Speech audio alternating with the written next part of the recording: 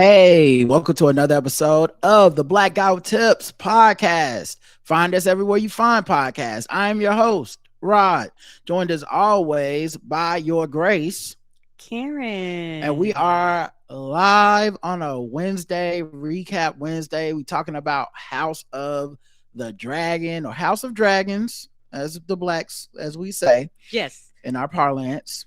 And you know how it is. You can oh wait, sorry, my printer is on. Give me a second. That's what I was hearing earlier. I was like, what is that noise? Yeah, it just randomly be making sounds. Anyway, that's ghetto. But They probably can't even hear it. you know what it is. We're gonna talk about the latest episode of House of the Dragon, Game of Thrones. Y'all know what it is. We always trying to get it in for y'all so y'all can have some fun with us. Of course, we do have some house rules and stuff that we have to share with everybody, you know, to make sure that this thing is as fun as possible. I'm gonna share them every week because I feel like we get new listeners every week. We do. And honest to God, sometimes I tell y'all shit and y'all legitimately forget. Like someone hit us up on the someone hit us up on Twitter to be like, hey, at the Black Guy with Tips, have y'all listened to this podcast about Game of Thrones? And I said, I'm like, but on the show, I told y'all, the secret to the genius is I don't listen to nobody else's shit. I can't. If I listen to other people's stuff, I get worried it's gonna get in my head. Am I using their jokes? You know, motherfuckers get real territorial about this Game of Thrones shit, y'all. It's okay. I'm just saying, people be like, that's my joke. I'm like, fam, I just am having a good time the way you having a good time. I'm not trying to steal nobody's stuff. So I worry. And then also, like, a lot of us are talking about this thing at the same time. So there's gonna be some crossover. There's gonna be some people that have some ideas that, you know, that I'm like, oh no, this is my idea, and they got the same idea, and you know how it is. We black. It's kind of like when we were kids. Everybody, black parents called it the Nintendo, whether it's talking about a Sega Genesis or whatever. But it didn't matter. We didn't have internet, but how did they all call it the Nintendo? You know what I'm saying? That was the biggest thing at the time. Yeah, I have no idea, but it was. But see, it's not Nintendo. Nintendo. How is that possible? You live in a different place than I live right now. You can live in Iowa, Wisconsin. That's all they heard. If you a black person, you know what I'm talking about. Your parent told you put that goddamn Nintendo up and do them dishes. Did they go to the black parent secret meeting? And didn't tell nobody? Was it in a handout? Was it in the back of a Jet magazine? Like, we don't know, but somehow you are a parent, hit all the code words. Somehow they all knew, and I feel like that happens already when we talk about, you know, Game of Thrones or something like that. It's a communal space. Everybody comes and talks and has a fun time, and that's what we're gonna do here tonight. Now, like I said, upfront rules. Let's go through them. It's real quick. Number one, no predictions. Okay, we know y'all read the books, y'all listen to every fucking podcast, the behind the scenes, HBO. Everybody knows what's gonna happen. We don't, and we want to keep it that way. It's fun for us and the audience that we don't know shit. Okay, we guessing, and when we write, oh, it feels so much better to be right. Not having any clues, not having any osmosis, you know, some like, oh, I heard this theory. You know, I don't want that. I want to come in and be like, oh shit, I'm surprised. Yes. Don't write in before we do the recap. Now that hasn't happened so far this year. Someone gonna do it, but thank God it hadn't happened so far this year. But you know, people like to write in. They ain't even listen to what we got to say. They don't give a fuck about our show. They just want to write their blog about Game of Thrones. Hey man, start a blog. Start a blog, baby. Medium.com. It's be there waiting for you. Okay. Get your, I wish you much success, but just don't do it on my back. And then the last thing is, and this is important, you're here for our opinions, not yours. And you might feel differently about your personal opinion because it's yours. Everybody thinks their opinion is very personal and very important. Here's what you need to think about. When someone else writes in with their opinion, what's the first thing you be thinking when you listen to our show? I didn't listen to hear what some other motherfucker got to say about this shit. I wanted to hear what Ryan and Karen were gonna say about the shit. So, you know, if you want to just write in and be like, and did it, delete. Stop yourself, delete, refresh, start that blog, start that podcast, It is what it is. Okay. Mm-hmm. If you want a yes and, we got plenty of people that write in with yes and funny stuff. They commentary on our commentary. That's all allowed. We're not trying to be jerks about this. Mm-hmm. We just want to be enjoyable for everybody. Also, we put a call out for some intros. Okay, because I realized after listening to our recaps from the old days, I said, damn, I just been playing the licensed Game of Thrones music before every episode. I know YouTube don't like that. They be like, we can't play your shit in every country now. I'm like, damn. And also I know we have a very talented fan base. We got people out in the audience that got all kinds of skills, and it's like I put the call out. I don't have.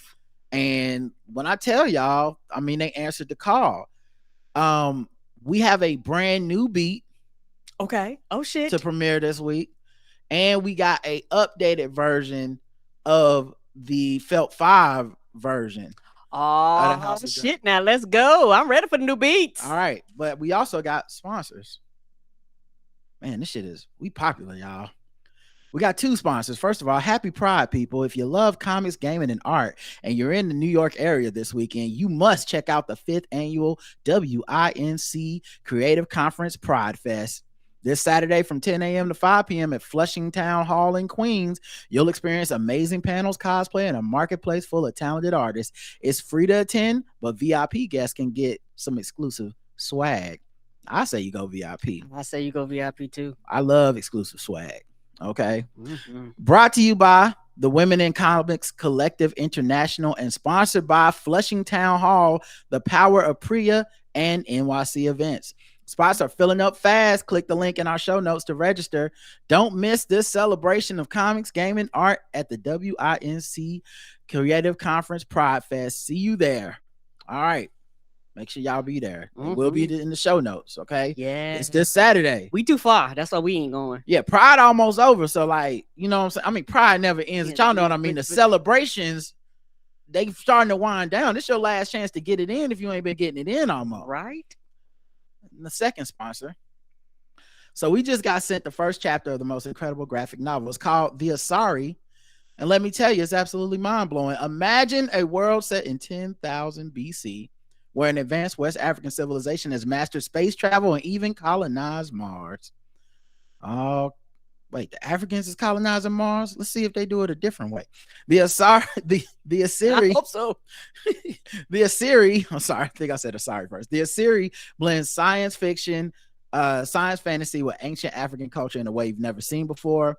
And I'm into this like Afrofuturism stuff. I just played this video game that was dope. Now they didn't pay us to advertise it, so I'm not gonna tell you the name of the game. It's created by Roy Ukupwe, the brilliant mind behind Iyanu, Child of Wonder.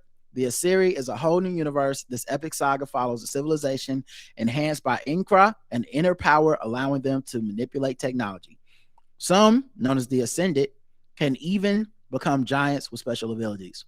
Think Attack on Titan, but all African and nobody gets eaten. You know what? I think I'm into this. So no Aaron. Yeah. I mean they might have I don't know. I just know it's gonna be big black giants. Let's go. Let's go. Their golden age is shattered when a mysterious enemy invades from deep space. Volume 1 kicks off this incredible journey, throwing you into a rich, complex world where loyalty becomes a liability as the Asiri face this new threat. The artwork is stunning. The storytelling is gripping. The world building is on another level. And if you're a fan of sci-fi, fantasy, or just love discovering new and diverse stories, you need to pick up the Asiri, Asiri. Okay. Created by Unique Studios and distributed by Dark Horse Comics, The Asiri is available now at Amazon, Barnes & Noble, everywhere comic books are sold. Click our link in the show notes. Get your copy today. Get your copy and prepare to have your mind blown. All right. Y'all ready to hear these new beats? Mm-hmm. I am. All right. The first one is from my brother. Bro cooked that up. It's called Dragonstone.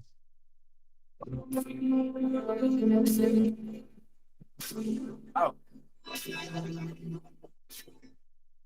I just realized something. The sound might be muffled because I don't have that.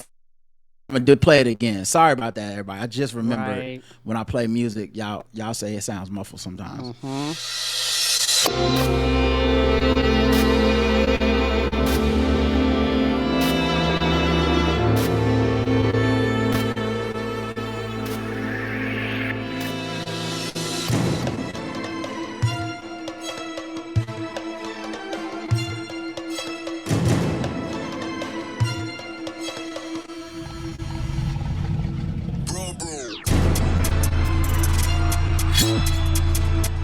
it's the versatility for me.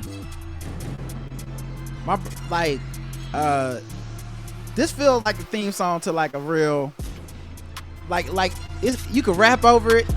I know, right? Feel like my recap about to be on fire. I'm about to be lit. It's got transitions. It start off different. Oh man.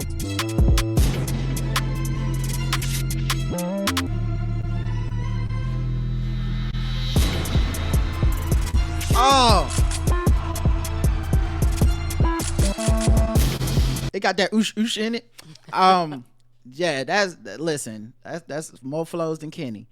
So yeah, that's gonna be that's in the rotation for the Game of Thrones recaps. Absolutely. Appreciate you, bro.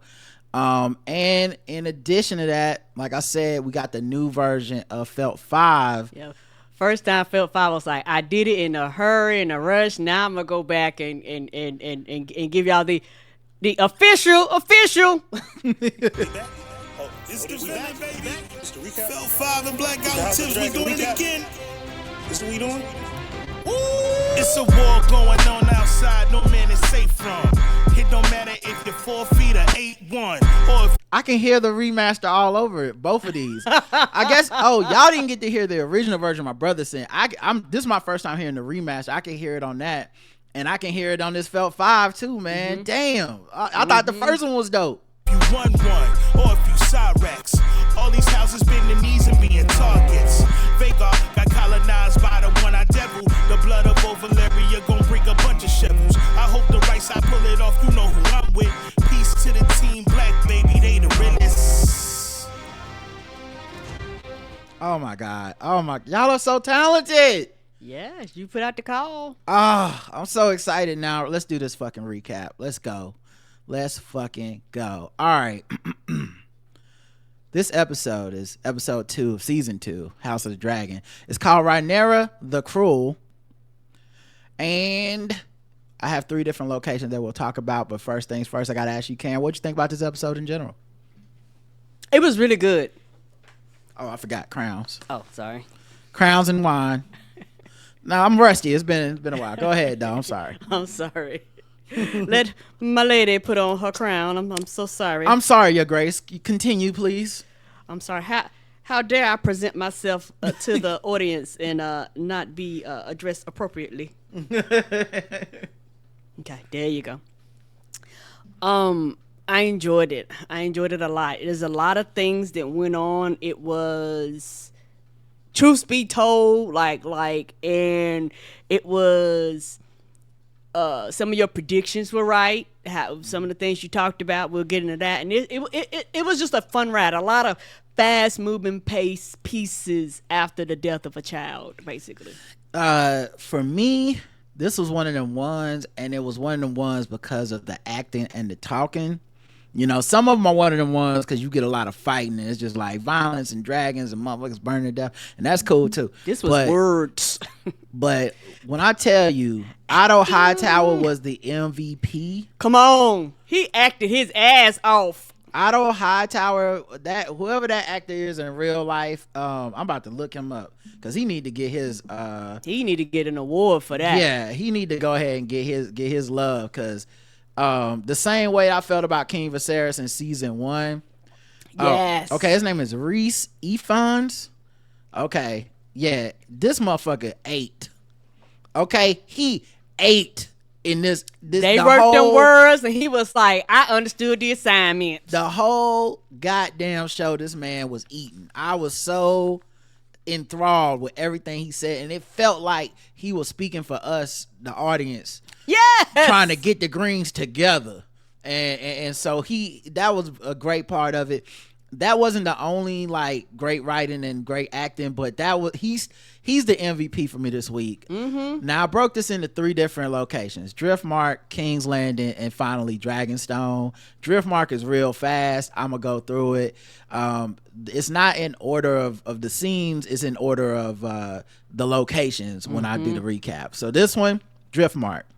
That's where, of course, Corliss and them are from. It's an island. It's, you know, of course they got the Navy. They working on Corliss's ship. You know, it's all fucked up like he is, but he's healing up. The ship's healing up, and at some point he plans to be back seafaring and warring and fighting in the ocean. So we ready for that.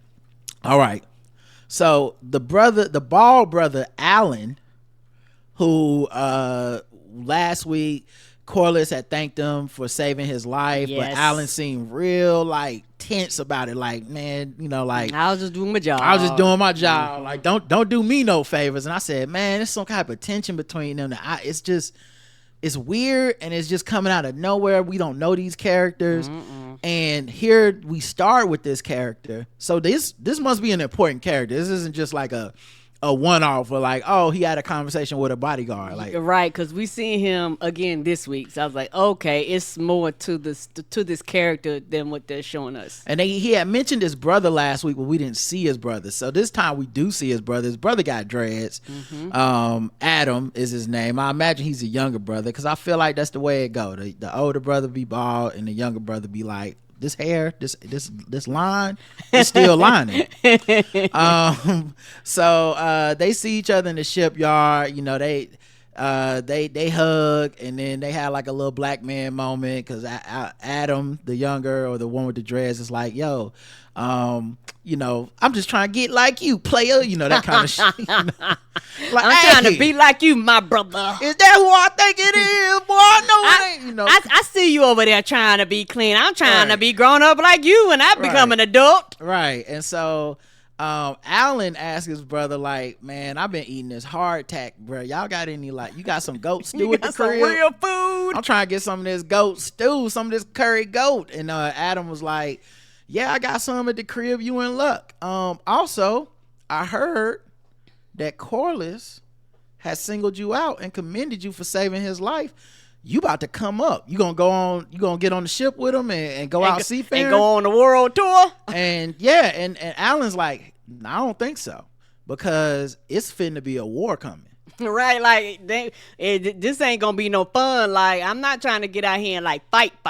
But Adam is like, that's even better, because you could go make a name for yourself in a war. You've got, like, our family line can come up. You could be somebody instead of just toiling away on this ship. Right. You could be like a real, like, you could be one of them ones. But Alan downplays it and switches back to like, yeah, but you still got that suit, man. Let's just get out of here. Yeah, he changed the subject. Adam is like, nah, I'm not gonna let you just move the subject on. He's like, dog, Corliss owes you. He owes us. I said, owes y'all? We've never heard of y'all. Who? Why do you think he owes them? I don't know. I have my theory. Okay. Now look, this might be far-fetched. It might be kind of crazy to say, but you know, they are black. Corliss is black. I think these are secret black kids. I mean, because what else could he owe them? And why is Alan so salty at him? Like, if he ain't never did nothing to him, then it sounds like you salty because he ain't never did nothing for y'all. Right. So what are these, like, his, you know, he a seafaring pirate. You know, they be having like side chicks and shit. You know, they be horny as hell out there. They thought manatees was mermaids. Yeah, like, so maybe these like his, you know, his away kids or whatever that Niecy don't know about. And it made me think about it, and we'll get more into it, but like Adam's clout chasing feels like Corliss. The whole, you could make a name, you could be somebody. That's Corliss thing. Is I don't give a fuck if these kids is bastards. If they got my name on them, that's all that matters. my name going in the history book. Yep. So yeah, I don't know, something about it made me feel like it. Now look, they don't got the Targaryen traits. They don't got the hair. They don't got the, like, so I could be way the fuck off, but like maybe they mama got the more don't got the recessive traits. Maybe she got the dominant traits, and she was like, nah. Or maybe that's why the one of them cut their hair off. I don't know. Might be because it grew out like that, and it was like, nah, I ain't trying to hear this. I'll just keep it cut. But anyway, that's my theory right now, because it's just they doing too much with these two to be just some nobodies, right? And in a later scene, definitely double down on it. So then in bed, Corliss and Niecy laying up, you know what I'm saying? Like they just got done having some good, mature like a Viagra commercial sex. Yes, all they needed was them to be in the tub, 2 tubs holding hands. Yes, when the time is right. Niecy is talking about Daemon because, as we'll find out in a second, Daemon got kicked out of Dragonstone, and Corlys just don't understand. He like, bro, just play your position and you'll be fine. Yeah, because he hadn't been there. Like, she like, I've been at the meetings and it is a fucking shit show, baby. Well, I don't think I think also it's just that Corlys's demeanor, even in this patriarchal world where he's a clout chaser, he's totally comfortable being second fiddle to a woman if the woman is on the throne. Yes, he was like, whatever gets me that connection, yes. Meanwhile, Daemon is not like that. No, he's not. And so Niecy is bringing that up to him like, Corlys, you got to understand, dog. Daemon, he might be loyal to Rhaenyra. He might even understand that she's the queen and all that shit. But he can't let her run him. Right, and it's one of those things, and I think that they both got passed for the crown, and I think Niecy and Daemon, yes, and I think they had that in common, and I think that what he's feeling, it would not be surprising if she was basically like, this shit that I had to battle, and I finally was like, it ain't that important. Yeah, and so I think it still bothers Niecy, but she's had decades to deal with it. Right. Because it was Viserys that she got passed over for, right? Yeah. So, like, she's had decades to be like, I made peace with it, fuck it. Daemon, this shit is still fresh. In his mind, he's like, I should be the one running the war. If I would have been the king, none of this shit would have happened because I'm a man. They wouldn't have been able to steal the throne from me. And also I think we found out last season that he doesn't know about the whole winter is coming thing. Viserys told Ray that winter was coming. He's like, look, the reason a Targaryen need to be on the throne is that we need to have a united kingdom or we will never fight off the winter that is coming, the death that is going to take us all. Viserys must have definitely not thought Daemon was fit because he never told him that story. Never. So he goes, Corlys is like, man, fuck all that. He the first husband. I'm cool with it. Yes. First husband's club. Ooh, I'm okay with that. And she's like, right now, Niecy's like, well, right now be bossing him around and shit. He can't take it. And Corlys like, you need to let that go. I like being bossed around. Right. He did everything but pull a ball gag out the side dresser. Like, you ready? The safe word is sea snake. You know what I mean? And they laugh about it. And then Niecy says, but if Daemon can take Harrenhal, all will be forgiven. So that he'll be back in Dragonstone and they'll be cool. But until then, I'm gonna stay with you in Driftmark. And me and my dragon Maelys, we just gonna chill over here. And I won't let the queen falter, meaning like, not on my watch. Yeah, you're gonna stay the course. Meanwhile, Adam, the brother with the dreads, he's down at the beach catching some crabs. I imagine that they got some crab boils going over his They crib. got some, or is he looking for them fish that you have to put your arm down in there and pull it out? Fish you have to put your arm. You remember we seen it on Balls Deep, how they noodling. That's freshwater, and that's like bass and catfish. It's catfish, I think. Okay. He was getting crabs. They showed the crab. Okay. So I think this is different. That's what you're saying. Yeah, I think they finna do a crab boil. I think like I know they got Old Bay in Adam and Allen crib. They got the Old Bay. Yes. OYC Bay. Yeah. Right. And so then he looks up and he sees a dragon flying around. It's Sea Smoke. Sea Smoke is the dragon that used to be was it Laenor? Let me make sure I got his name right. Don't want to the one that Rhaenyra first married. Yeah, they faked his Laenor. death. Yeah, he faked his death and he went off to be happy. That dragon just floating around going, I ain't got no master. Yeah, he went off to be happy with his mans and live happily ever after. Happy Pride to everybody. But he had to leave his dragon behind because obviously that would expose him. Right, you can't be moving around and the dragon just flying overhead. Yeah, dragons aren't really a stealth. No, this is not a dog or a cat. Yeah, so So yeah, they basically show him staring at the dragon, and once again I thought, is this Corlys's offspring? Because who stared at a dragon like that? We seen last week what happened when a dragon be around. Motherfuckers was running off, I would too. yelling, screaming. But them people that got that dragon taming blood in them, I feel like they be looking at the dragons different. Like, man, I could ride that dragon. Yes, they look at it completely different. So I don't know. Maybe we're gonna get a moment. Maybe we're gonna get a scene where he like try to tame the dragon or ride it, something like that. Because he just looked at it too ambitious. You know what I'm saying? And like, then people gonna be like, "Who are you, and how can you control that dragon?" Right. And then Niecy and Corlys gonna have to have a talk, because I don't think they gonna have a conversation. This don't seem like no official kids. And I like, if my theory is right, like, you know, that's not gonna go over well to be like, oh, this my son.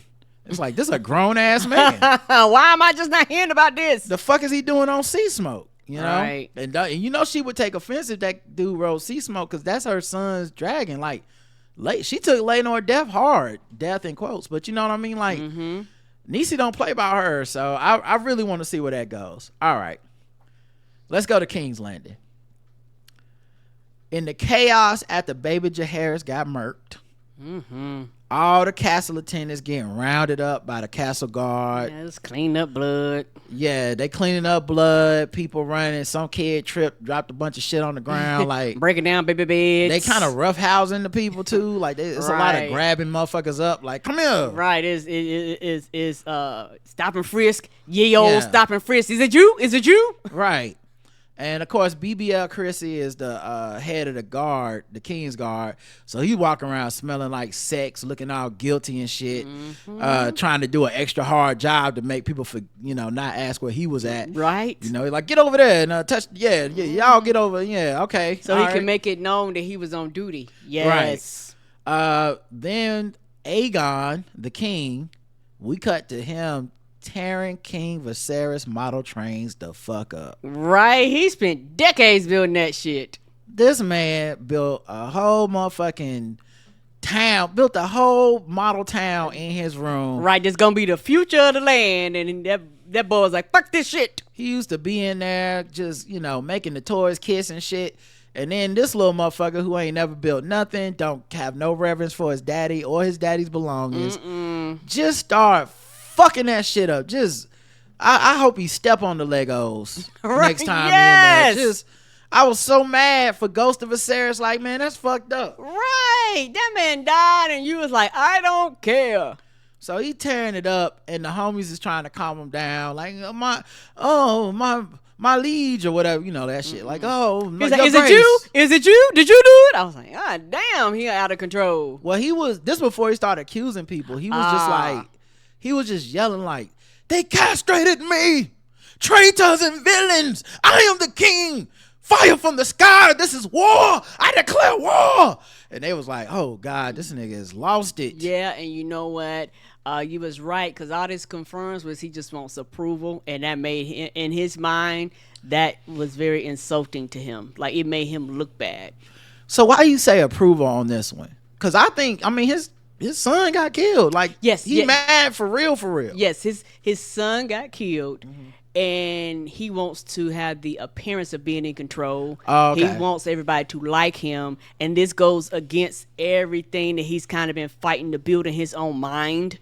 Like, it's okay to do the jokes when you're in control, but now it's like, they made me look bad in front of my friends and in front of the people that I get drunk with, in front of the throne. So, because he wants their approval, and they're looking at him like, hey, dog, you allowed this to happen on your watch? Because people like that, they soak in other people's opinions personally. Because his thing is he wants to be approved. He wants the people around him to approve and look at him as a form of authority. Well, I think I agree with you, because the words "they castrated me" says something about how basically him no longer having a son heir means he no longer has a claim to the throne beyond his life. Yes. Which is the importance in this patriarchal society of having a son. So that's not really mourning your son. Like, you're not even saying like, Jaehaerys, like he's so mad, and maybe he's just mad and thinking about revenge, but it's interesting that he doesn't seem to be mourning the loss of his son as a human being, but more as like a status symbol of like what this means for his reign. So I agree with you that it is about, I think a lot of his character goes back to needing approval of some type, or just worried about how people are perceiving him more than his inner moral compass. Is an outer, like, what do people think? But it is very ironic because he was so dismissive of Rhaenyra's need for vengeance after Luke got ate up by Aemon's dragon. Just last week he was in there clowning during the meeting, like when they was like, yeah, she want revenge, and they're like, oh, we gonna fuck her up, ain't nobody worried about that shit. And it hit differently when it's yours. He's never had nothing happen to him but he should feel vengeance. Right. This the first time something's happened to him for him to truly feel loss and vengeance and anger, and to see how powerful it is, because to me, it isn't until you lose something that you can really understand why it is war. Because he was saying war real flippantly. Like last week, it was like, oh, we just gonna kill everybody. What the fuck? Yeah, he didn't take it seriously. He acted like it was a big game. And his mama was like, hey, dog, like, y'all not scared? She ain't just gonna roll up on us? Like, her baby just died. And they was like, I bet you tripping. And it was like, oh, word. Right. So, so meanwhile, Aemond, the brother with one eye, he's walking around his room. He figures out, wait a minute, it's Patches ways in this. Somebody been in my room, and it looked like they took my coins on my map. It's a little passage in the hallway. Hey, I think these motherfuckers came to kill me. Yes, he put that shit together because he was like, I've been looking around this joint, and yeah, this is the only door that from the outside open inwards. Yeah, I was a target, and I happened not to be here at the time. Yeah, it was kind of interesting to see him go through that, but he's also kind of low key crazy. So like, he's a lunatic. He didn't even seem so shaken about it, or like I thought maybe he was gonna go down the passageway to see if he could like follow the people who did this and bring them to justice, but he just kind of was looking like, damn, that's crazy. I could see him shutting that door and not even telling them that door was even there. Yeah, I mean, he definitely looked shocked, like he didn't know that shit was there. Yeah, and I know. But it is interesting he didn't tell anybody. Right, that's why I was saying I could see him being like, okay, y'all trying to kill me? Bet. And shut that door and was like, you know what? I'll be ready next time. Otto, Paw, he goes in Alicent's chambers, and he like, you know, we gonna find the people that did this. We gonna get revenge, but don't be shaken by this. And she said, you know, the child is dead. Like Jaehaerys, the baby's gone. His suffering is over. But what they done to my daughter, Helena, because she's essentially an innocent. She's not even able to really rule. She's not, you know, a person that could be on the throne anyway. Don't sound like she wanted it in the first place. She's hardly able to communicate, right, if we're being honest. But she does understand loving your child, and that she's gonna miss this baby for the rest of her life. So she was like, Helena has to live with this pain forever. So she's more upset at what they've done to Helena, who has to live through this, right? An innocent even person. though obviously she's broken up over the loss of her grandson. And so Otto talks about how, you know, we gonna get vengeance for whoever did this, and Alicent goes, this is God punishing me, you know. And he says, for what sin? And she don't answer. Now I don't know if she was thinking for fucking BBL Chrissy on the low. I think so. I don't know if she was thinking the betrayal of Rhaenyra, taking the throne, you know, not killing Rhaenyra and them that night. I'm not sure what the sin was. I'm guessing it's BBL Chrissy, you know, smashing those cakes to smithereens. But I don't know. She just think it's about her. It's not. I don't think it's about her at all. It is not about her. But then Otto's like, some good might come out of this anyway. They go to the meeting in the small council room. He always be thinking and planning. Listen, say what you want about Otto Hightower. Is he ambitious? Yes. Is he manipulative? Right. But he's like if you had Stan Van Gundy coaching the Lakers right now, you know, where it's like, yeah, he got his idiosyncrasies about him, but none of us doubts that he knows the game. Yeah, yes, he knows the game, and the thing is, he has years of experience.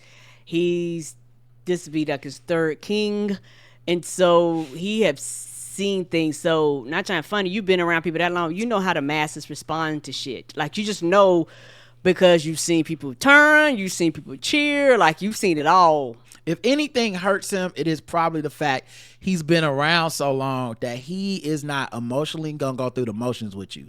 No, so you're gonna have to go through that shit yourself. So while this is the first son that Aegon has lost, this ain't the first royal person he's watched die, right? Or to have someone have an untimely death, and then the crown had to figure out ways to use that to their advantage for whatever they were trying to do for the greater good. And so Otto he's on autopilot. He's already like, all right, so look, they in a 2-1-2 zone. What we need to do is get some corner threes or whatever. Like, he already on some other shit. Right, he already drawn up the plays. Right, everyone else is crying, you know. So Aemond comes in. He looking at them like, there's no crying in baseball. What the hell is this? Aegon comes in, and he has the same energy of Nino after the Carter got raided. Sit your $5 ass down before I make change. Like, he is coming in on 10. Like, he's just like, nigga, it's your fault, and it's your fault too. It's everybody's motherfucking fault. Y'all all did it. Tired of this bullshit. Did you do it? Yeah, he's like, where the fuck were y'all when a murderer tried to threaten your king? And I think it was it might have been Tywin Lannister, or it might have been the dude they call like Iron Rod, but one of them was like, they tried to kill you too. And he's like, they tried to kill my son. That's basically killing me, motherfucker. They killed my legacy today, and I've been castrated. He loves saying that. Okay, Dragon Cock, calm down. Right. And then he's like, and where the fuck was BBL Chrissy at?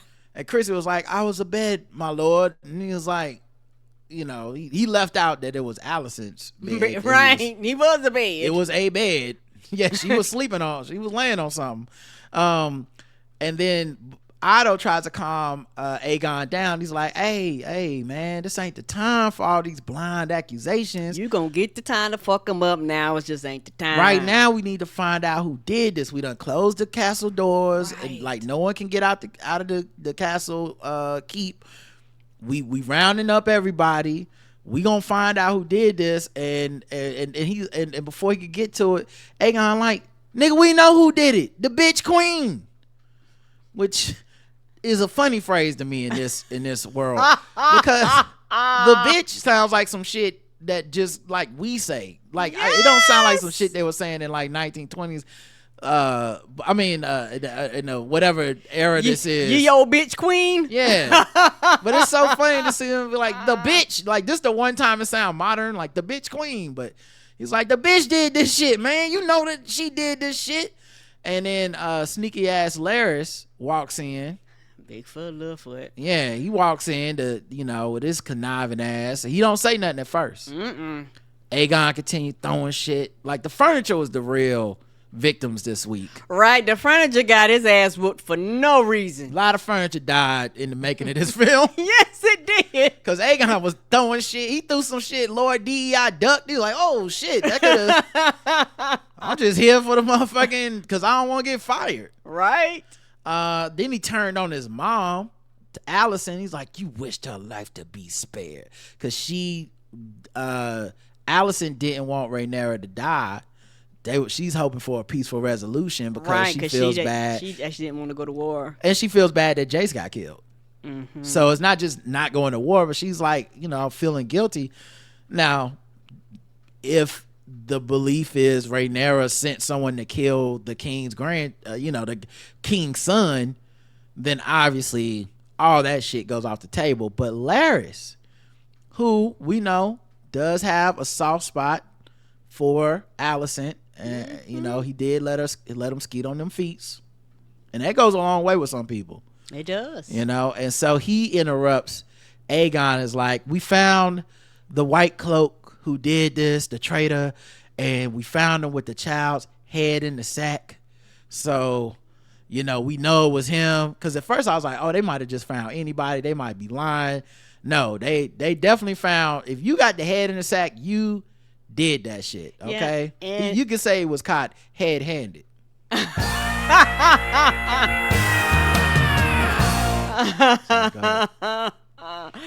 Yeah, he was painting the town red, wouldn't he?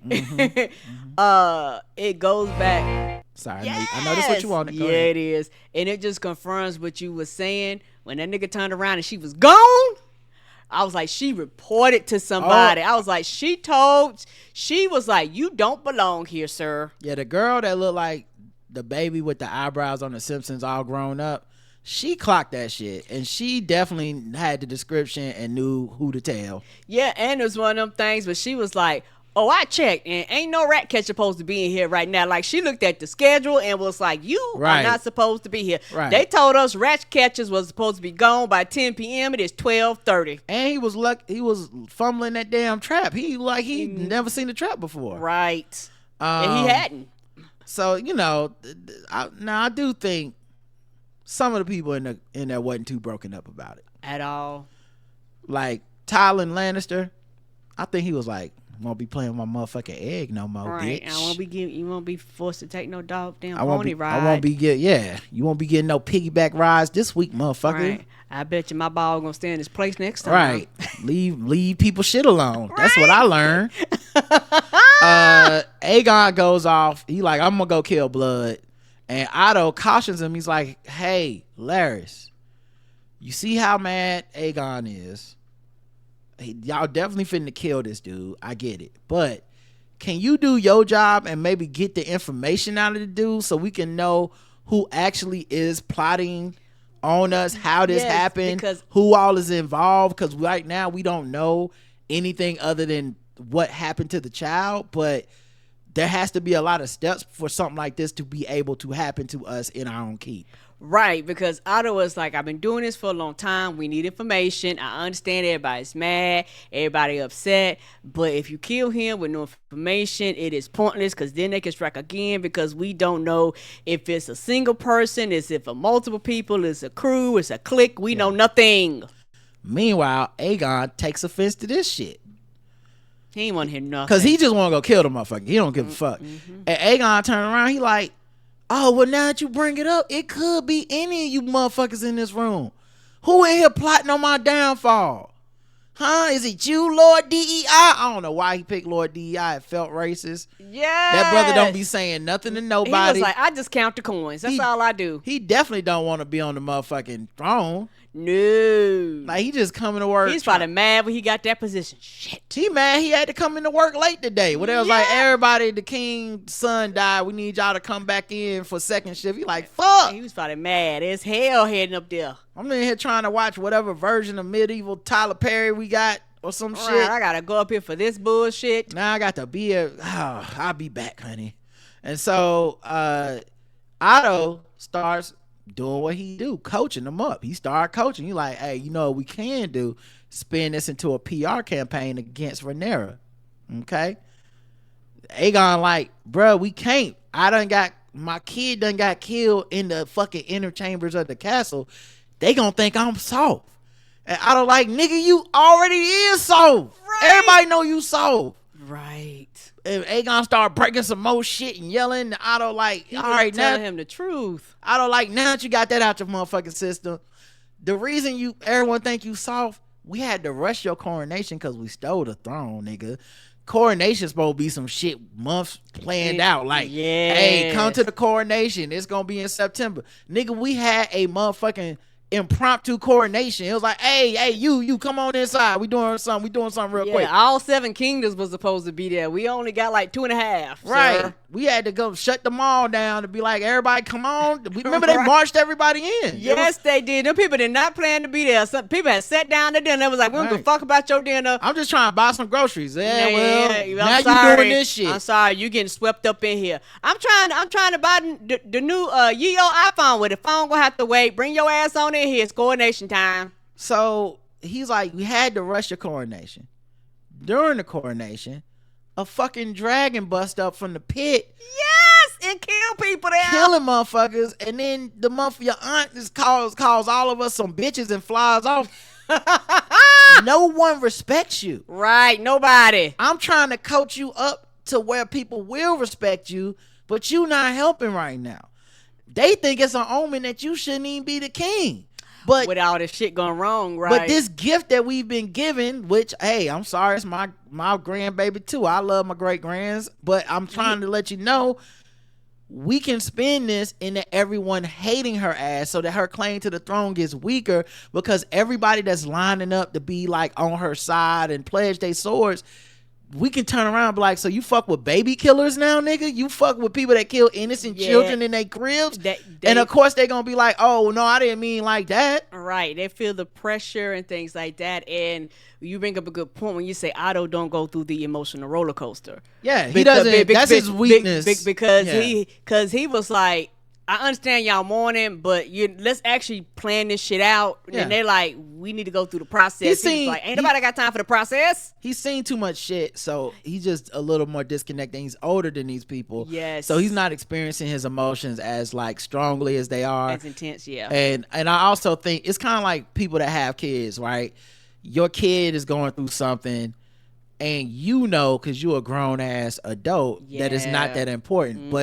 But if you have any empathy, you understand that it is very important to a 7-year-old, because a 7-year-old don't know shit. So you know, them not getting that Valentine's Day card from the girl they liked or the boy they liked or whoever, it feels crushing to them in a way that you as at 47 is like, nigga, get over it. So like, you don't even remember their name in 10 years. But you would not come up to your kid and be like, nigga, just get over it. You know that's bad parenting. Yes. So you gotta pretend like, oh, for real, oh, your day was that tough, huh? All right, let's go have some cereal and talk about it. Otto don't do that part. He just be like, all right, your kid dead. Now look, this is what we gonna do. We gonna flip this shit into an attack ad. All right. I already got it drawn up. Like, I already got the commercials made. Rhaenyra Targaryen says she loves children. But does she? Right. Are your children safe in their cribs? She had the latest term abortion we've ever seen.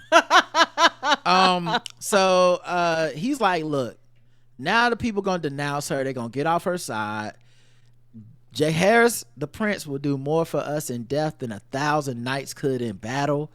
You will have your warrior grace, but if you wait a short time, you can double your strength. Because now you can use this as a rallying cry. I'm going to send out the ravens. We going to get everybody on the group text. We finna come through. It's about to make more people be on your side, right, so that when it's time to go to war, we can crush them. Right. He's like, the shit you doing right now is so short-sighted. Because it's a sympathetic, you know, I mean, who the fuck is, hey, someone killed somebody's baby. Okay, we riding with them. It's pretty easy. Right. So then Aemond, Aegon, he's still not convinced. He asked his mama, Alicent, like, what you think, mama? And because they had that talk last week between Otto and Alicent about being on the same side of shit, she's like, you gotta do what Otto say, he right. And he's like, all right. And Otto's like, cool, so we gonna do it. We need to have a funeral procession. And we need to have so the world can see your son and the realness of the death and all that stuff. And once again, Aegon's not. He's like, I don't like this, man. You gonna have my son paraded around through the streets like a dead dog? And he's like, no, man. It's gonna get people to have sympathy, and it's also gonna end up honoring your son. Yeah, because when people witness firsthand, they'll spread the word. Well, it's just, he's like, we're not dragging your son through the streets like a dog. He said, not dragged, honored, escorted to the dragon pit to be burned as a Targaryen prince. Let no one say I do not grieve. Jaehaerys was my grandson, great grandson. I loved him. I will not have him die in vain. Those who declare for Rhaenyra, will they still support her when they hear of her depravity, or would they rather now denounce her? Jaehaerys will do more for us in death than 1,000 knights in battle. You will have your ward, your grace. If you wait a short time, you may yet double your strength. So boom, they gonna do it. Because he looking bigger picture. Right. And then he says, like, afterwards, like, also, Alicent, you gonna be on a wagon behind the body. That's when she was like, I might not should agree to this plan. Right. I was like, nigga, we didn't talk about that. He's like, just do what I say. Yeah, remember, we trying to get shit done now. We trying to get, 'cause some sacrifice got to be made. And he's like, oh, also, you know, oh, and they don't say it out loud, but later, Alicent goes to Helena's room, and Helena's in there, you know, doing her thing, like holding that I think it's even the same thing she was knitting in the first episode. I think it was. And Alicent comes in the room and she's like, hey, so we both got to go to the funeral procession. And man, Helena's just a person made after my own heart. Yeah, she was like, no. She's like, why the fuck would I do that? I don't know them people. And Alicent like, because we need the people to be closer to us so they support us in our right to the throne. And Helena's like, man, fuck that. I don't want to do that. Fuck them people. And she was like, well, you know, I'm going, and sometimes we just have to pretend. And we just gonna basically go out there and play pretend to get the people on our side, and they'll go closer to us. And man, if Helena ain't sound like me at parties, she said, I don't want them closer. I don't know them. I said, yes. Yes. Who are these people? These are strangers. I'm used to being in a castle. She was like, who all gonna be there at the fucking funeral procession? Who gonna be there? Okay, I don't want these strangers on me. Who gonna be on the horses pulling the buggy? I know y'all think I'm crazy. I'm not that crazy. Right? So then in the horsey procession. And keep in mind, I think this is a very valid feeling. Someone, aka strangers, aka the people, snuck into the castle and killed her fucking son. Right? So pardon me if I don't like being around strangers. I don't feel safe in the keep. Damn sure ain't going in the streets. But she has to go. And Alicent, you know, knows Helena is mad and confused, but they gonna go. And then she gives Helena gives Alicent the thing she was knitting, which I think ends up being the thing that they put on her son's body when they go through the streets. So then Alicent tries to get one last little bit of conversation in there.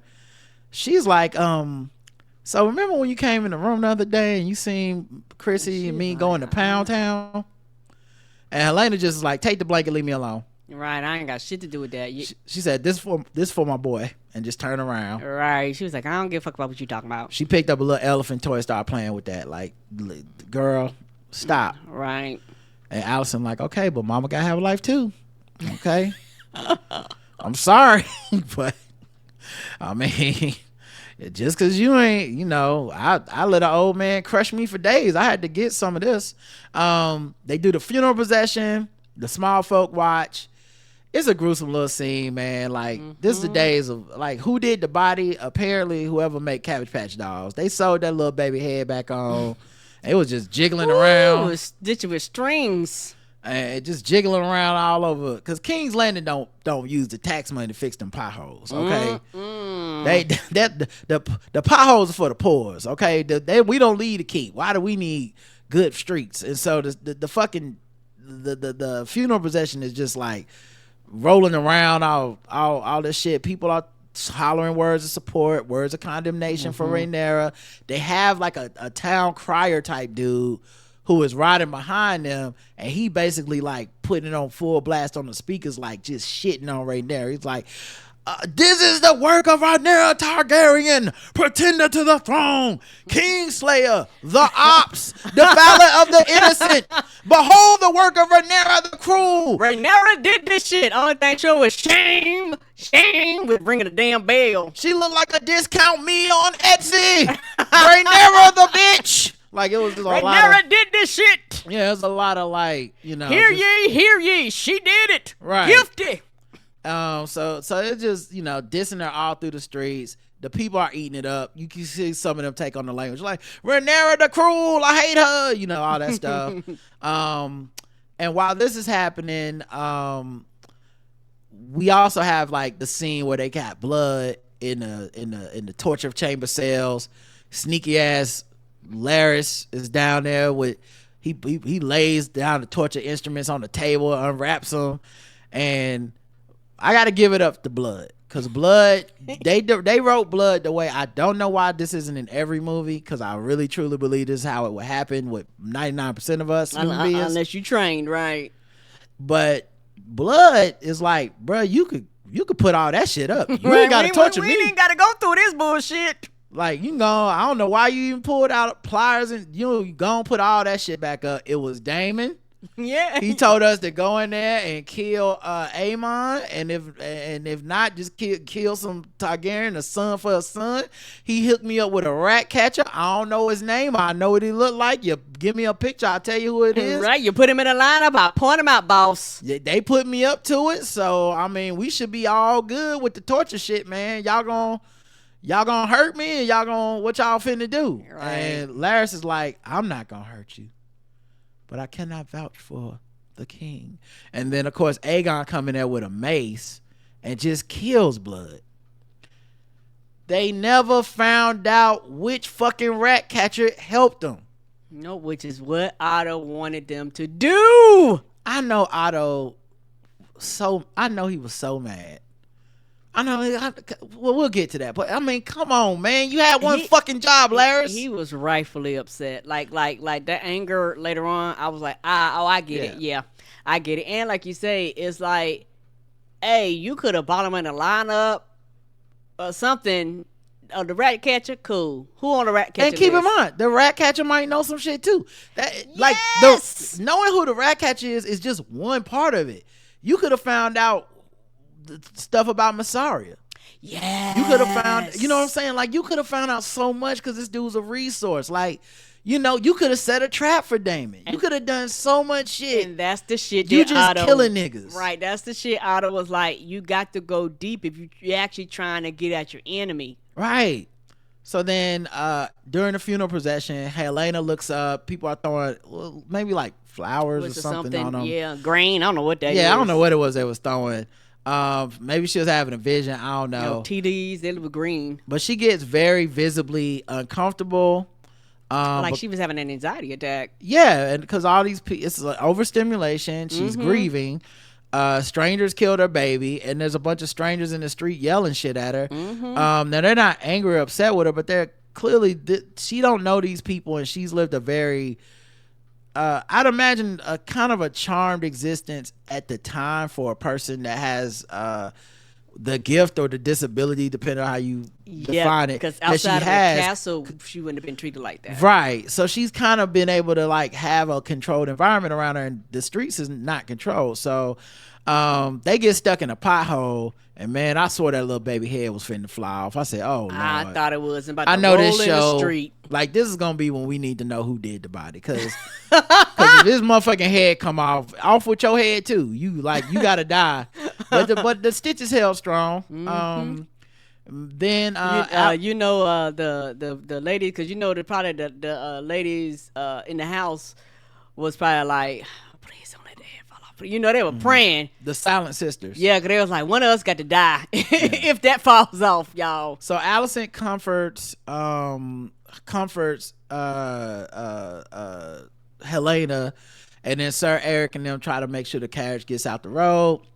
Later in the castle, Helena and Aegon pass each other, the king and the queen, and they don't speak. She does stop to look at him to see if he'll say something. Right. I was like, you not even gonna warn nothing, just like, I guess.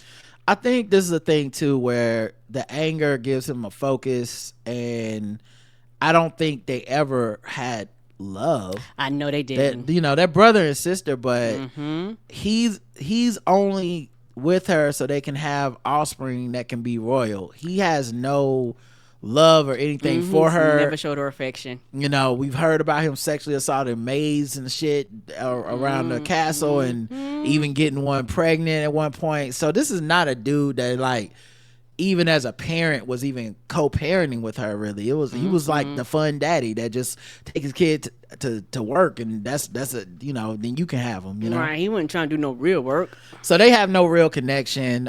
He doesn't speak, and she goes upstairs to her room. BBL Chrissy overlooks at the help cleaning out the Jaehaerys's chambers, and the bloody towel where the baby was killed and stuff, mattresses and shit.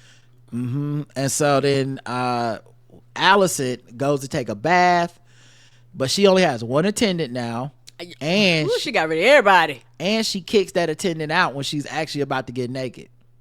Yep.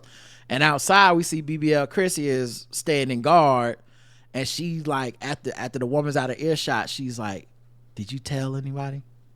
And he looked at her like, "Nigga, are you fucking serious? Tell them, like, already what? It's supposed to be a death sentence that I'm fucking one of the royals." Right. So period.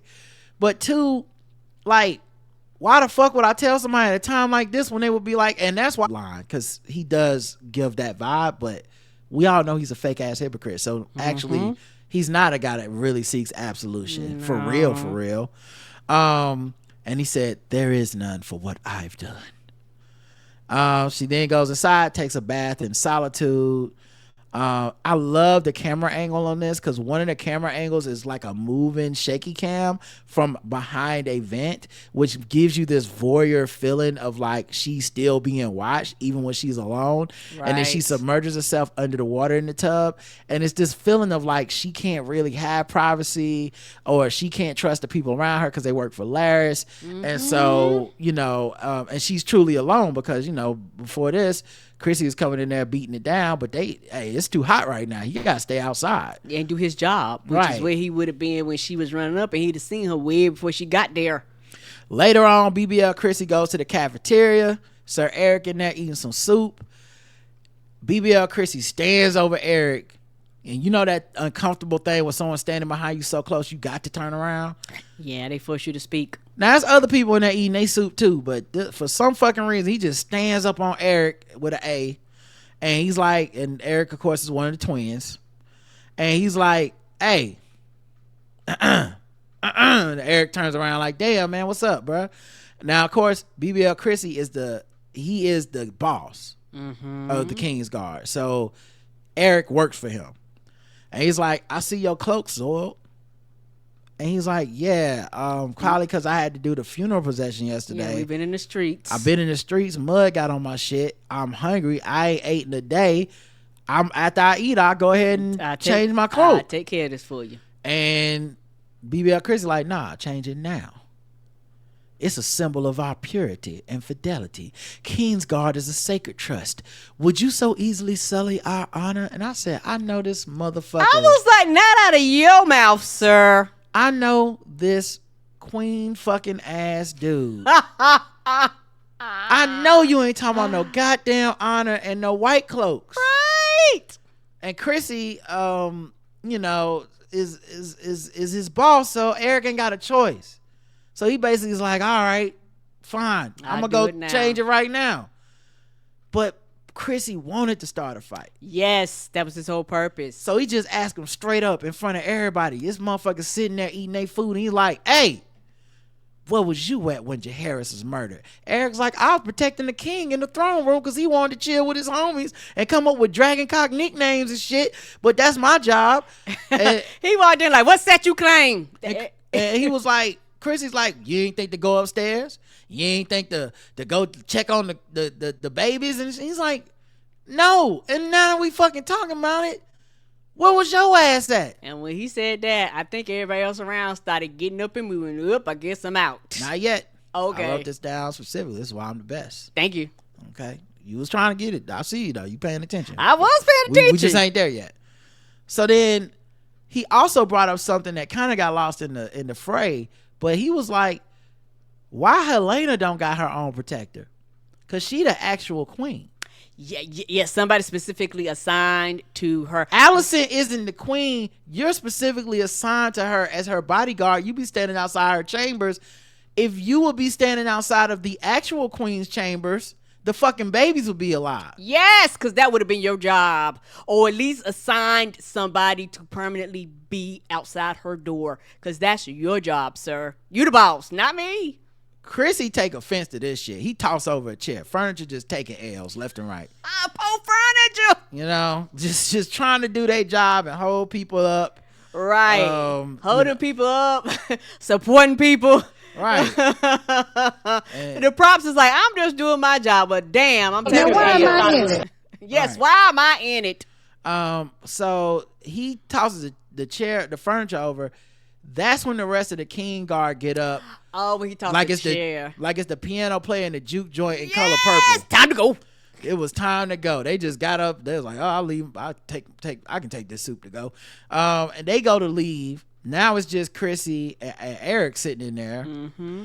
And Chrissy's like, your brother a traitor. You look just like that nigga. And he's like, "Cause he my twin?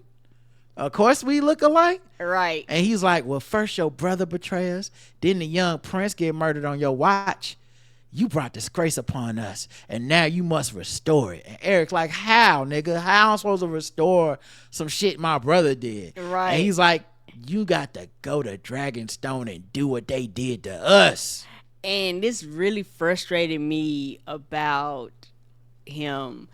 I feel as though About Chrissy. BBL Chrissy, I think he feels bad that he wasn't on duty and he wasn't where he was supposed to be. So I think this is a way to kind of make up for the fact that he don't want to feel the guilt and the shame of not being on his post and not being where he's supposed to be. Because, like, not trying to funny, you the dude in charge. Like, you over the security.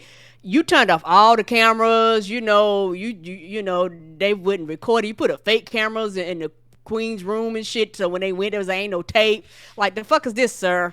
Yeah, I think also it helps to deflect some of the pressure off of him because, if his plan works and somehow Eric kills Rhaenyra, and it'll always be the plan he came up with. It'll end the war, and nobody will ask questions about what happened that night. So, he has a lot of incentive to put this all on Eric. So he says, Eric doesn't like the plan because it's dishonorable. Right. And say what you want to about those brothers. They picked different sides of the fight, but both of them did it out of a place of honor. Yes. Feeling that they were right and that the other brother was the one fucking up. And they both do have legitimate reasons. It's just like in season 1, I would not blame anybody for arguing, like being on one side or the other.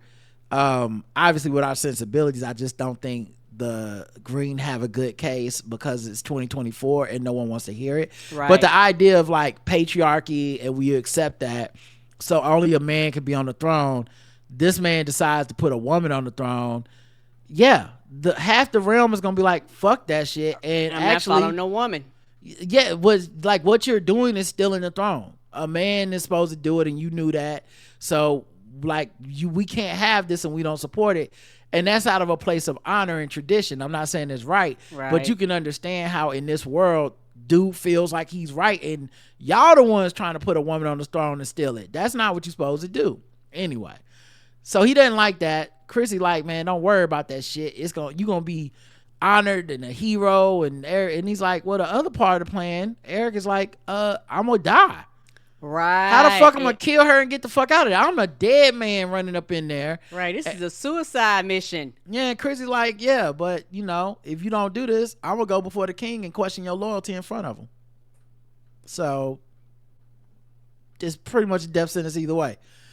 Eric like, fine, give me my fucking white cloak, and he leaves. Let's see, in the brothel, the hoe house. Up in the whole house. Aemond done ordered the guilt special. And I think this is where he was when they was looking for him. He says it later. He's ordered a guilt special with a side of cuddling.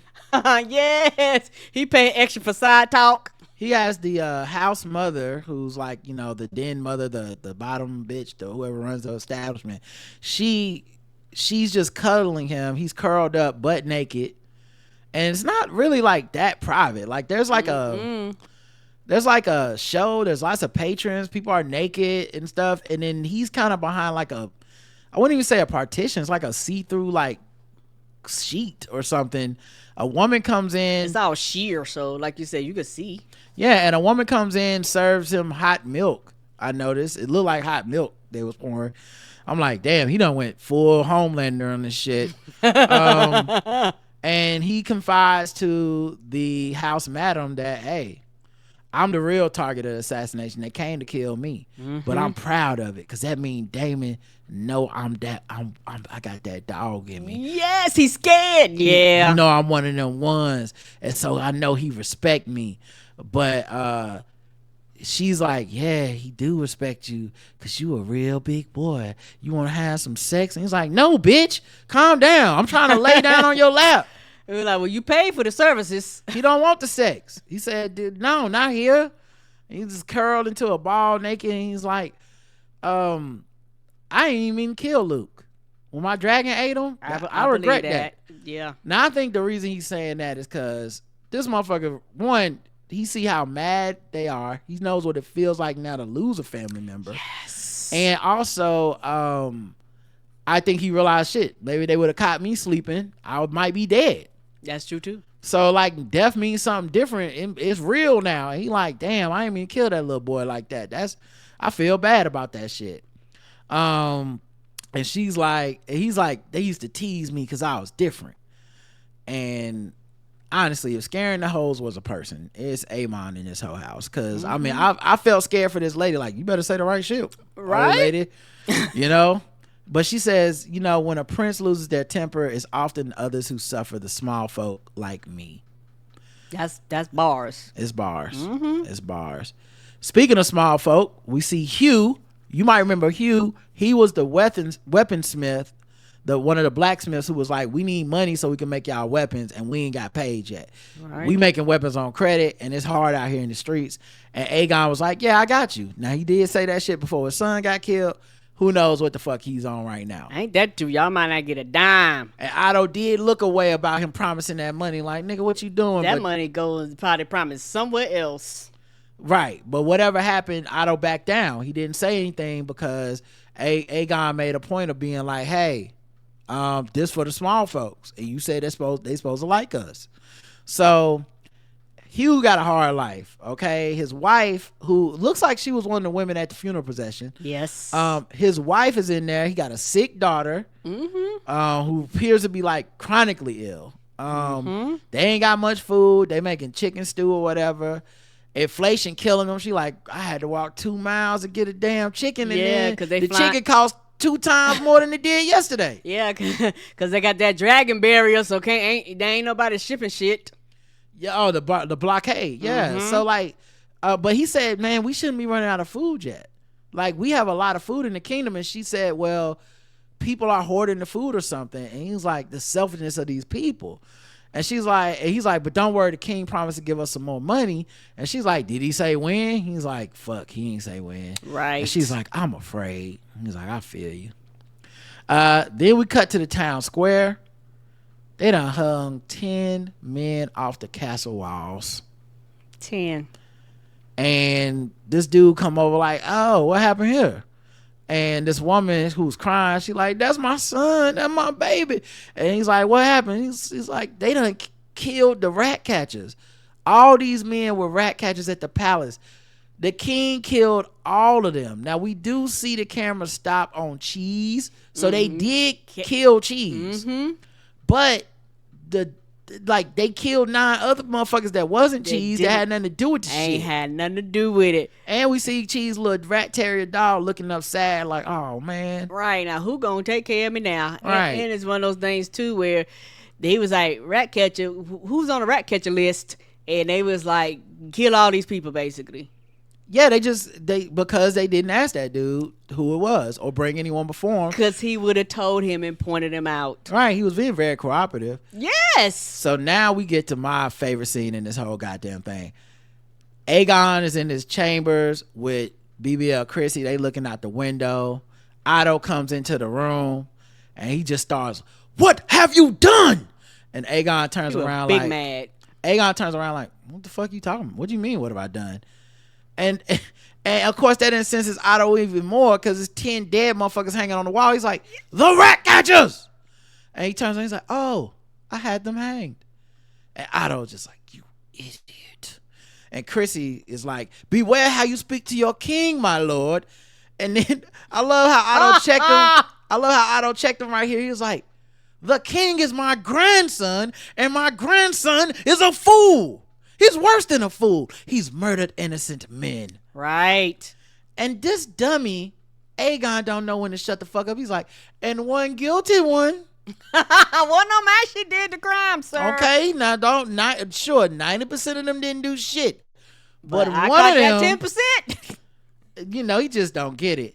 And Otto's like, what the fuck? Do you not understand how fucked up how bad you fucked up? Mm-hmm. And he's like, now they understand my vengeance. If you plot against the king, I will pay back 100. And Otto does his thing. The actor makes his choice. If you look at that scene, it's like he's really giving a monologue. Yes. He's not truly responding to most of the shit Aegon's saying. Mm-mm. It's like he's stopping to let Aegon say, like, fill in the blank, and then he's right back to like, anyway, back to my speech. This don't really need your input. This not a discussion. Mm-mm. I'm reading you. Mm-hmm. And he's like, they are fathers and brothers and sons, and their wives and children gather now at our gates to weep and curse your name. Right. And this whole time the door was open, and this one it went into overdrive because Otto went and closed the goddamn door. He's like, oh, let me close the business room. And we get a quick glimpse of Aegon's face. And when Otto had brought up that the people were cursing his name at the gates, that hit Aegon. Right, because he was like, you were bitching and crying and hollering, but your action has caused them to do the shit that you don't want them to do. Well, it's all about approval. Right. You killed these people because you don't know shit. You a spoiled ass motherfucker that live in a castle. You killed these people thinking it's a show of strength. They gonna see I killed 10 people to get one. Don't fuck with him. They got families and he's shit. Like, all you did was make people go, man, fuck the king. Yes. He killing innocent people. What the fuck they do? Right. So Otto is mad because he's also mad you wasted my motherfucking beautiful PR campaign. Yes, I put out all the posts on Twitter and Facebook and Instagram. We was doing it on Snapchat, and you made us look like all across ye old social media, and you made us look like motherfucking fools, sir. What is wrong with you? You are killing the ye old today. Yeah, that's what's making me think about everything ye old today. It is. Oh, that's so funny. They don't even talk like that on this show. No, they don't. And that's the whole point. Oh my God. So he says, he's like, look, you fucked up the PR campaign. It's wasted. Jaehaerys died for nothing. Nothing. Like, we could have at least got some allies out of this shit. But now you just look like a cruel asshole. Yes. And you think, and Aegon's like, well, now they know I look strong. It's not like you trying to curry favor with the small folk, sending out ravens and shit, making me seem weak. Now I look strong. You said I look weak, but now everybody gonna be scared of me. And he says, we must spill blood. This is what Aegon says to Otto. We must spill blood, not ink. We must act. Sir Criston Cole has acted. Now. Ooh, Otto was like, he acted. He was like, what the fuck did he do? Now, listen.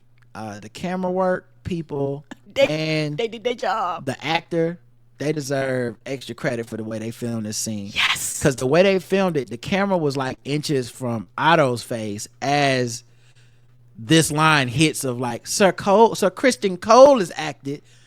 And you can see Otto's face look like every parent that's getting some bad news. It's like, yes. Now what the fuck have y'all done? Right. Like what news are you about to give me? I was already mad as hell.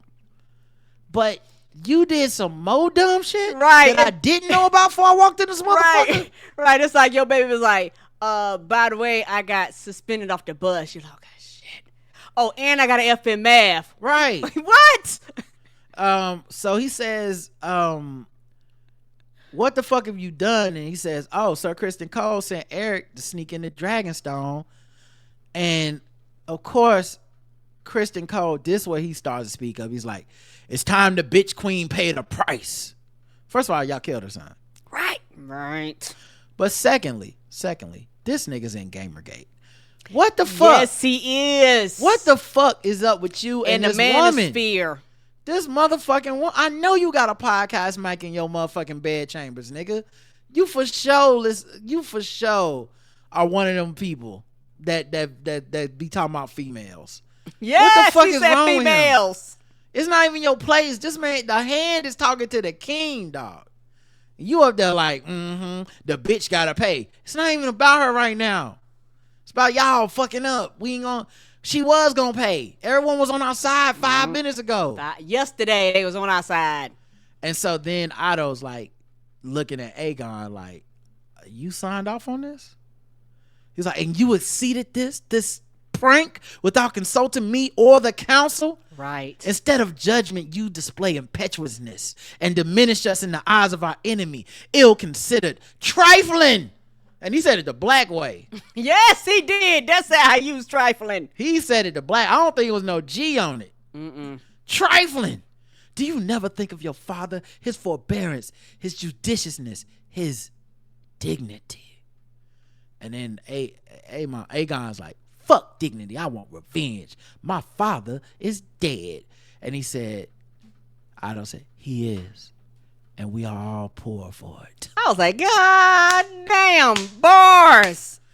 Oh, who wrote this? And you. You know what I mean? You look dusty. You know what I mean? Just, your hair's uneven. And you. We heard about you before you even got up here. While you have a chance, you need to be trying to get an education because your looks ain't gonna get you paid. Because you're not that cute. And your hair is uneven. You look dusty. So I'm saying, what else are you gonna do besides pander, rob, steal, try to trick some girl up out of her baby's check or something? He was reading his ass for filth. But this shit took it to the next level. When he brought up his dead daddy, was like, yeah. He looked at him a long time, and Otto was like,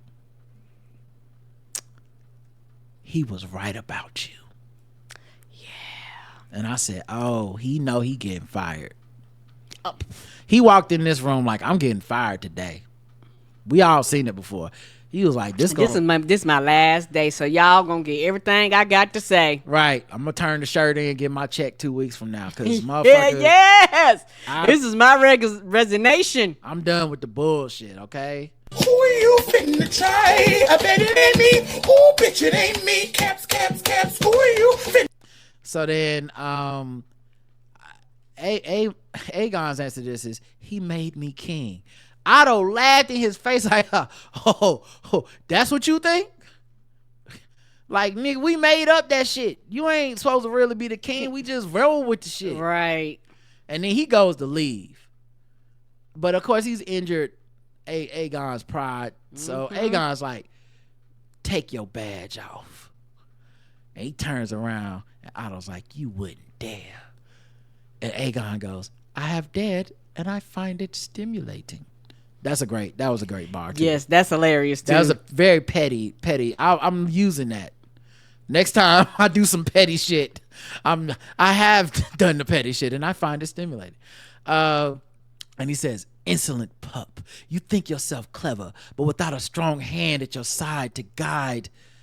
And just like that, he's no longer the hand, because Aegon said, BBL Chrissy the new hand.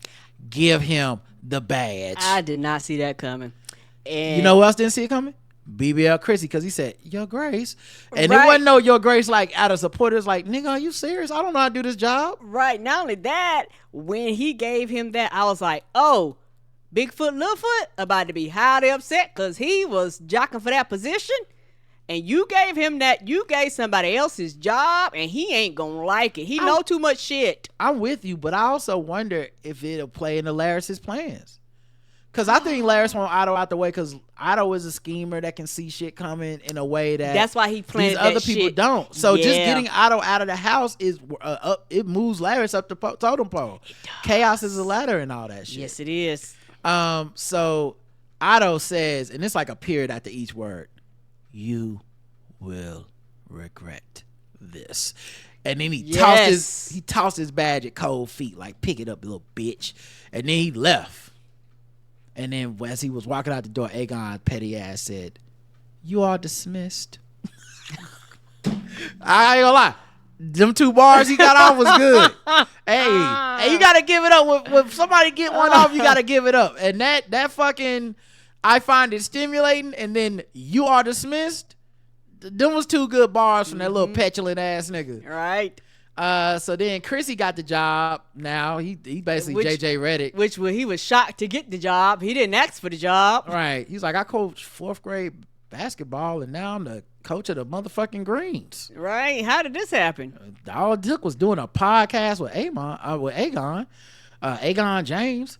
So Otto goes to tell Allison that Aegon and Chrissy basically running shit now, and they gonna need to be kept in check. She like, yeah, well, it's not really Chrissy's fault, because they fuck each other, they end up defending each other at the worst time. So like, yes, BBL Chrissy is, whenever you talk about Allison in front of him, he's like, nah, shut her heart in the right place, and vice versa for her. Otto like, man, nah, fuck that, we going to war now.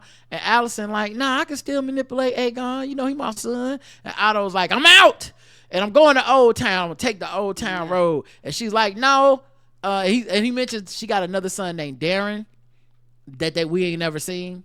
Which so I guess maybe we'll see that person later in the season or next year or something. But he's like, we still got another son. And she's like, nah, go to Highgarden, hang out with the Tyrells, and then return after Aegon done chilled out. He gonna realize he wrong about this.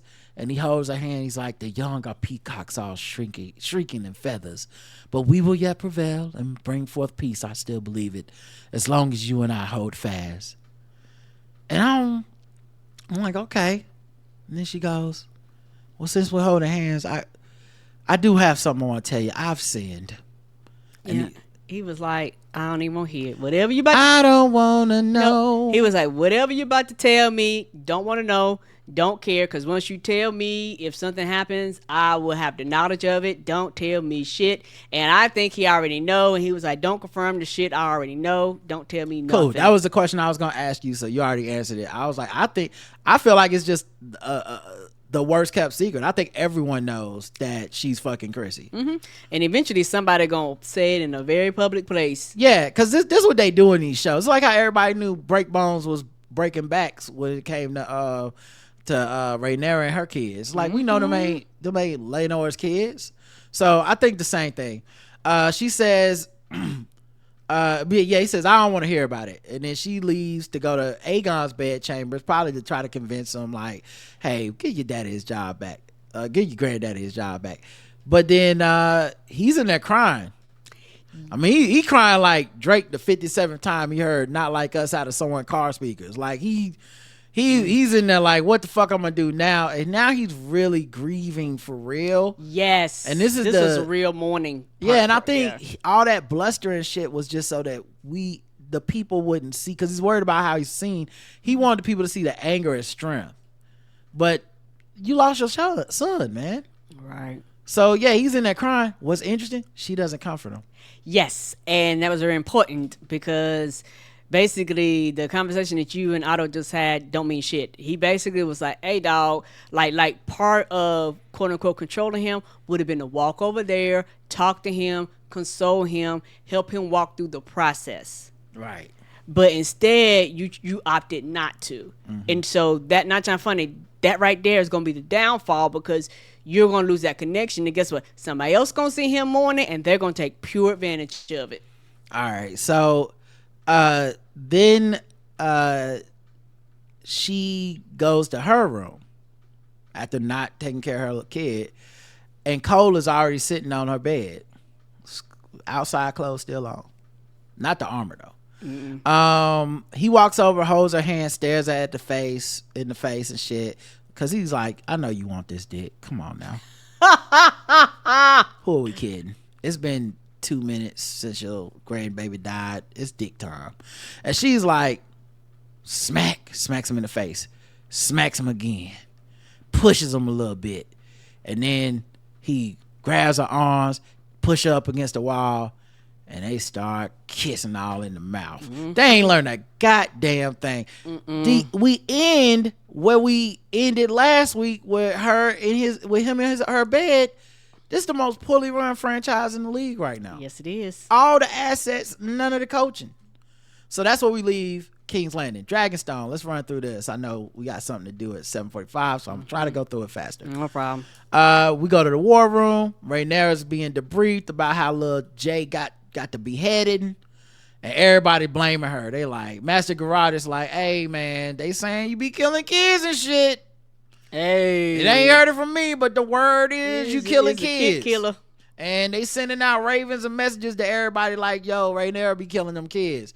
And she's like, what? We need to send out a press release of our own.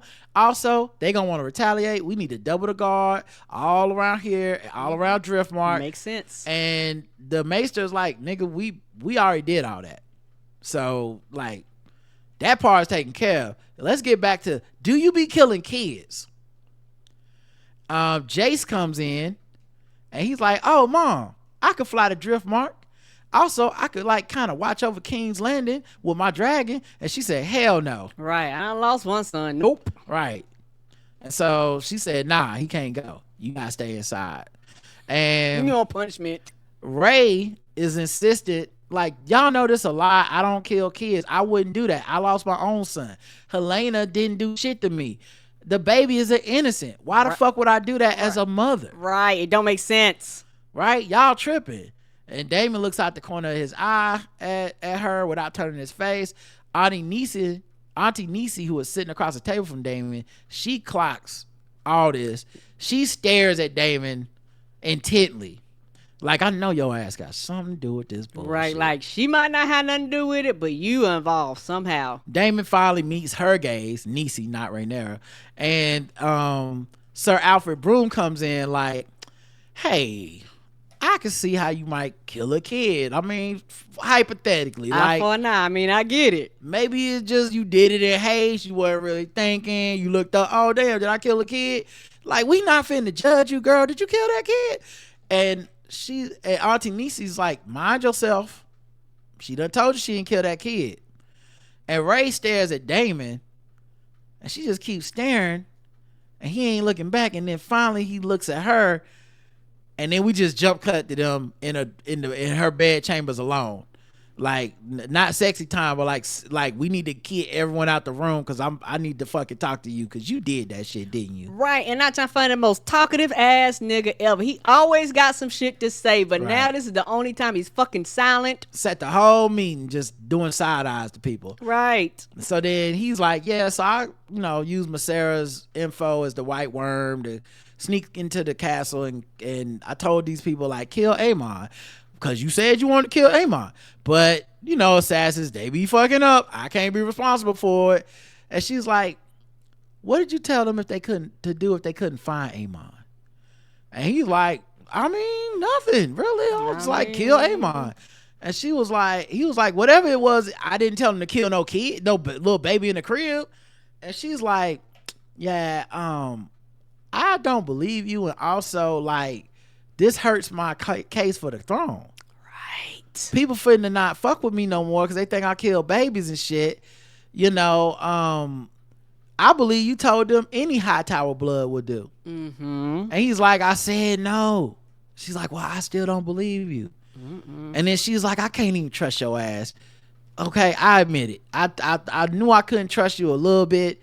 I fought against it. I tried to will myself into trusting you. You're selfish. Yeah. I thought, winning you to my side was a challenge when I was a kid, but now I'm a grown ass woman. Everything a challenge. I don't need no challenge in my own motherfucking house, nigga. Ain't that the truth? And he's like, I served you faithfully, girl. Why you tripping like this? I'm not. What?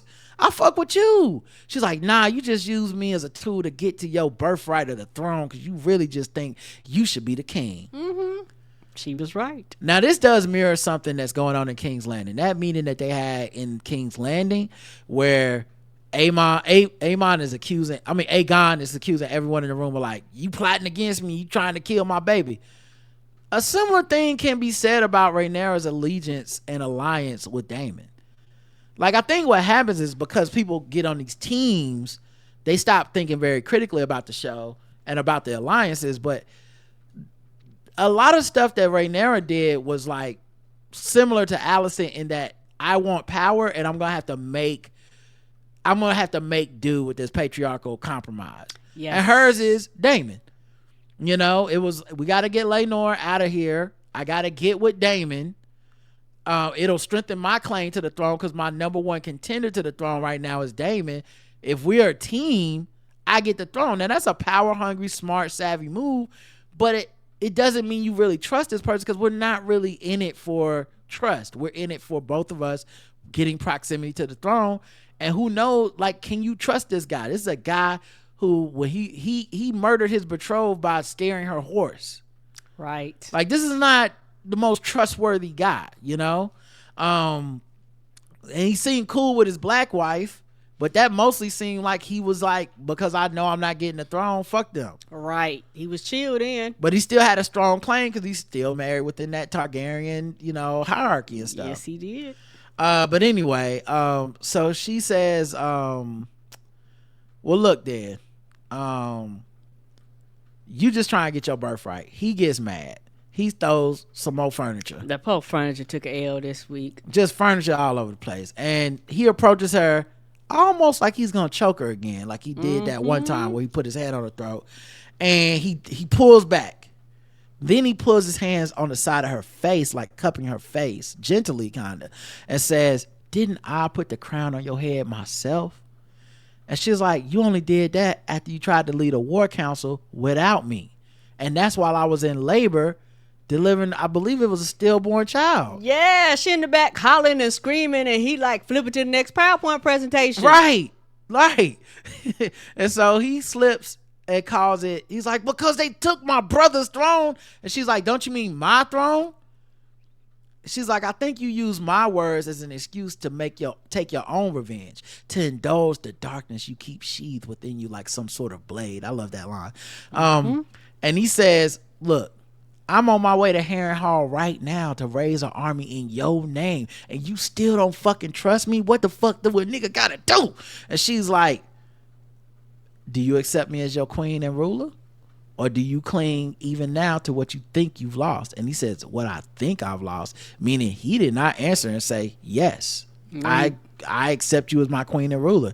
He went to like, nigga, I really did lose the throne. Your daddy was a coward.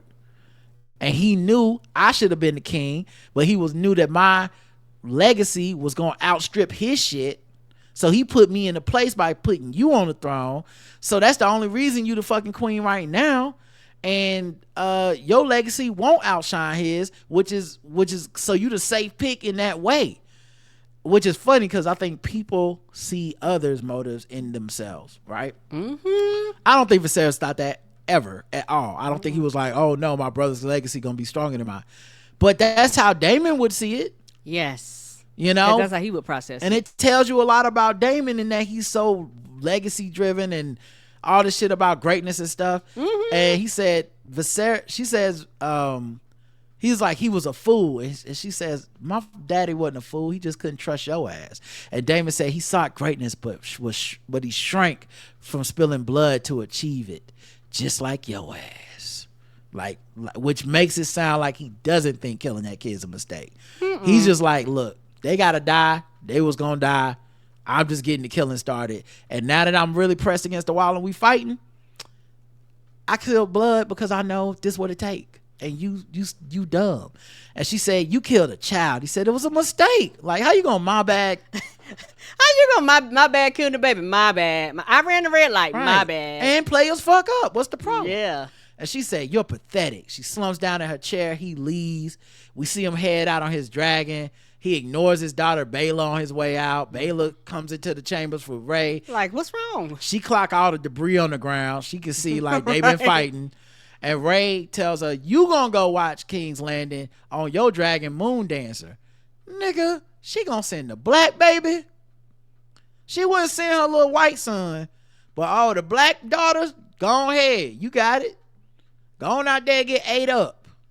I hope not. Sisters, that's how they do us. Ain't that how they do us? The black women got to beat a mule. The same assignment she told Jace he couldn't do. So then Baela asked about her father, and Ray's like, he got to follow his own path. I don't know where he going. We see Daemon pull off on his dragon in full armor. You know, only thing he didn't have was that do dirt hoodie. Yes. But it sounds like he finna go kill some people. Ray goes, she watches her kids play, her youngest kids play with toys, obviously reminding her what Helena lost and the child they lost. Jace walks up on Bayla, who's outside doing target practice with a crossbow, and he's like, I guess your daddy must have went to Harrenhal. I don't know. And she's like, sometimes I think I hate my daddy. And then they reminisce over Laenor, her uncle, I guess Jace's uncle, her cousin or brother. I guess kind of both their uncles. Yes, damn. Both their uncles. So these all this incest, y'all. And then they talked about Sir Harwin Breakbones, who was, Jace's real daddy. And he says, he loved us, I think. And she says, of course he did. And he says, I miss Luke. And then it just cuts to the next scene. Oh. Sometimes you forget these are basically cousins who never got to be around anyone else. Yep. And they only had each other. That's why as kids, they were so tight. Because they was like, we all we got. They the only kids they know. Right. Because everybody else cast us out and, saying we ain't shit. Ray is in the library reading old scrolls and books and Wikipedia for inspiration. They bring Massaria up to speak to her. She accuses Massaria of playing part in the assassination and then helping usurp the throne. So she you helped them kill that little baby and then you stole the throne. Massaria I regret it now I'm in chains, but also I was just fucking trading information. I'm not allegiance to any of y'all. Now I'm just a prisoner. And all all I did was get a names to Daemon. Daemon promised me my freedom. Did he say something else? She's like, well, he gone. And she's like, well, that's what he do. He did that shit to me too, girl. And Ray was looking at her wait, I know you. And she remembers her from the bridge. Yes. When Daemon was like, I'm gonna marry this common whore and I'm gonna live in, all that shit. You took her to that other castle? Yeah, Dragonstone, actually, the castle they're in. And so she was she gives her story, cause my girl Rhaenyra is listen, what the fuck? You want me to let you go free. Why would I do that? Right now, you either an asset to me or you can harm me by betraying me in some kind of way I can't see. So if I let you go free, that's just dumb. And that's when Massaria basically did that. I started from the bottom, now we're here. She's like, yes, she did. I was brought to Westeros with nothing. I was a hoe, and I'm admitting it. I won't take it back because I did this shit. Right. But she's like, I earned my way up. I fucked all these men, powerful men started fucking with me. I got myself a house, and then the high towers burned my shit to the ground. But I'm glad because I learned a lesson, which is that these motherfuckers won't never respect the hoe, no matter what she do in her life. Right. And Ray's like, how you get that scar on your neck? And Massaria didn't answer. I've never noticed the scar before, but it is there. I don't know if she was attacked, if it's a slave collar. Right, I was thinking of a slave collar. Yeah, yes. Abuse. I don't know. But she don't answer the question, so we don't find out. And then Rhaenyra actually says later on, I'm freeing you. You can go. Daemon, I'm going to trust you. Daemon said you could go. I'm going to honor the word. I'm right. honoring his word. She gives her passage on a Valerian ship headed to Myr. And she's like, I can't let you go free. You gonna have to go on to a place where we choosing. And Eric, Sir Eric with an E, who did vouch for her last week, is like, hey, I'm sorry. Rhaenyra tells him, Eric, you make sure she get on the ship safe, blah, blah, blah. Cool. Give her stuff back. So they let her go. And as she is leaving to go to the ship, Massaria sees a group of people walking towards the castle. Yes. One of them looks like Sir Eric. And she was like, I just left that nigga. And remember last week in that boat, she was like, last time I saw you, there were two of you. So she says, guard, may I have a moment? We don't see what she says. Obviously, she's informing them, hey, that motherfucker must not be the real Eric. I just was with him. So we get a long sweeping shot of the Sir Eric, the assassin, the one that's coming to kill, walking around past security into the keep. They like the people on the door like, ain't you already inside? He's like, y'all see, y'all don't be paying attention. That's why the fuck y'all gotta stay on your P's and Right. Q's. They was like, yeah, dog, like, didn't we just see you? So they let him in, Mm-hmm. walk past everyone, hides when he sees his brother, but he clocks that his brother is A, not wearing his helmet, and B, has not changed his appearance.